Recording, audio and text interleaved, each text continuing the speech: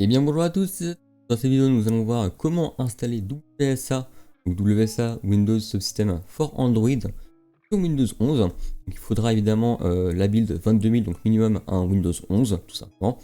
Je précise que du coup c'est une installation qui est vraiment très facile, il y a juste besoin de télécharger un fichier qui pèse environ 800 mégas. On fait une petite extraction parce que c'est un fichier zip, et ensuite on a juste à cliquer sur un petit fichier et puis pouf, ça marche. Il y a quelques petites manips à faire, mais c'est vraiment très simple, il n'y a pas besoin de toucher à la ligne de code ou quoi que ce soit. C'est ce qu'on va voir dans cette vidéo, allez, c'est parti. Du coup, vous allez cliquer sur le lien en description, donc je mettrai le lien pour télécharger le petit fichier qui contient WSA. Donc on a WSA, mais on a également évidemment le Google Play Store, c'est ça qui est le plus intéressant en fait dans l'histoire. Et du coup, on va regarder hop en bas du site, et ici on peut voir qu'on a le téléchargé. Du coup, il faudra juste avoir le petit contrôle de sécurité. Donc on va juste taper ce qu'il y a dans le captcha. KJL1QY. On clique sur le petit bouton déverrouiller. Ça déverrouille le bouton télécharger. Et on pourra juste cliquer dessus. Le télécharger, ça pèse environ 800 mégas. Ça ira du coup dans vos téléchargements. Donc ici. Hop. Vous aurez du coup un fichier, ce fichier là. Et après, pour la suite de la manip, je vais faire sur ce gars là, donc mon PC portable. Donc c'est un Windows 11 qui est pas un Insider, c'est un Windows 11 classique. Donc on se retrouve sur le PC portable. Donc voilà, sur le PC portable, avant d'installer WSA et le Google Play Store, il faudra bien vérifier que vous n'avez pas WSA sur votre PC. Donc si vous avez déjà installé WSA, désinstallez tout simplement. Donc pour faire ça, on ira dans le point de configuration, application et fonctionnalités. Et ici, on pourra juste taper normalement WSA. Et si vous l'avez, désinstallez deux, c'est très important. Ensuite, deuxième préconfig à faire, c'est d'activer le mode développeur sur le PC. Donc confidentialité et sécurité dans espace développeur ici. Et ici on aura le mode développeur. Et donc on va pouvoir l'installer, ce qui va permettre du coup d'installer tout type d'application, peu importe la source. Donc activer le mode développeur, oui. Maintenant on peut fermer le panneau de paramètres. Donc maintenant dans vos fichiers vous devrez avoir du coup WSA dans le dossier de téléchargement. Et on va cliquer sur extraire tout, donc pas besoin de 7zip ou de WinRAR ou quoi que ce soit. Windows a une fonction qui permet d'extraire les fichiers zip de base, pas les points rares, uniquement les fichiers zip. Hop, là on va extraire le fichier évidemment. Et ça devrait prendre quelques secondes. Et hop là, c'est terminé. Là ça nous ouvre un autre panneau, ça c'est pas très grave. Normalement ça devrait pas vous le faire pour vous. Ça le fait, c'est pas grave, vous fermez. Hop. Et du coup ce qu'on va faire, c'est que du coup on a un fichier zip. Donc on en a plus besoin, du coup on peut le supprimer. Donc du coup il nous reste plus qu'un fichier. Donc ce qu'on va faire, hop, on va entrer dedans. Et on va aller hop, faire sur l'install.ps1. Et on va tout simplement faire un clic droit dessus. Et on va exécuter le PowerShell. Donc les fichiers PS1 c'est des scripts qui permettent de faire des choses automatiquement. On va exécuter avec PowerShell. Oui, on fait ouvrir avec PowerShell. On nous demande les permissions administrateurs, on va marquer oui. Et ici, ça télécharge. Hop, on peut voir que le script s'est lancé.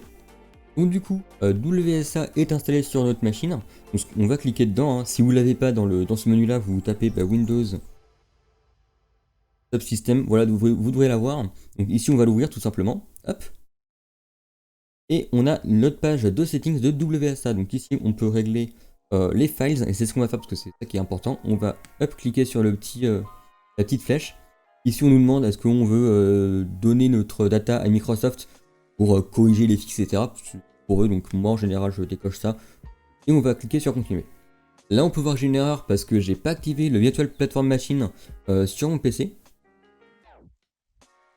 Donc du coup pour régler ce petit souci, pas de panique, on va aller dans le menu ici, on va faire fonctionnalité. Vous aurez activé ou désactivé des fonctionnalités Windows. On va cliquer dessus. Hop. Et vers en bas vous aurez du coup plateforme d'ordinateur virtuel. Donc vous cliquez dessus. Donc vous cliquez dessus, vous cochez bien la case et on fait OK. Il va vous faire un petit décrochage de fichier, après il va redémarrer. Du coup c'est ce que je vais faire parce que moi j'ai pas encore démarré la machine, donc on va faire tout de suite.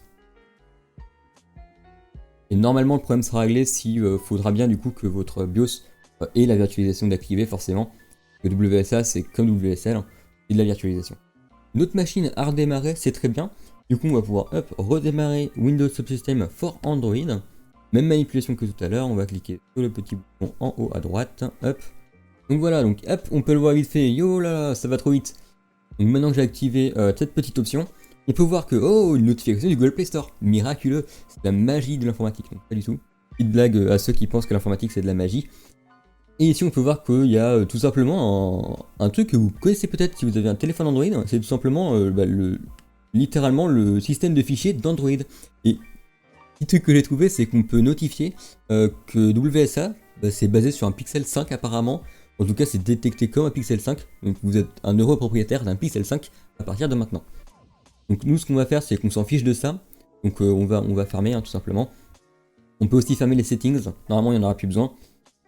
Et ici, on peut voir que j'ai pas mal de choses qui s'installent. Donc j'ai le Play Store, l'Amazon App Store. Et j'ai Magisk. Magisk, c'est juste pour installer le Play Store.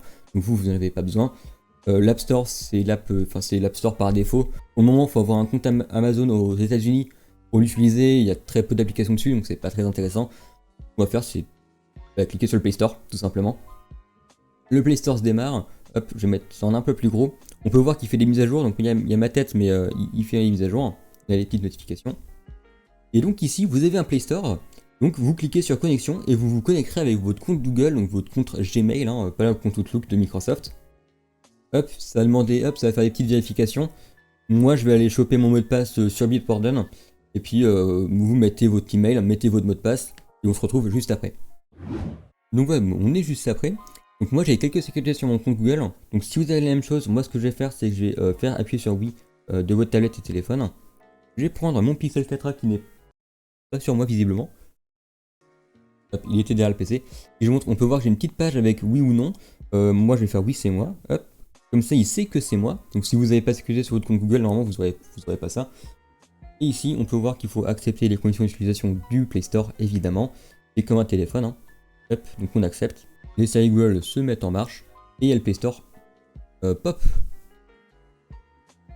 Donc là, c'est en train de synchroniser mes contacts, etc. avec le téléphone virtuel, entre guillemets, avec WSA. Et si on peut voir que j'ai accès au Play Store. J'ai déjà testé quelques applications.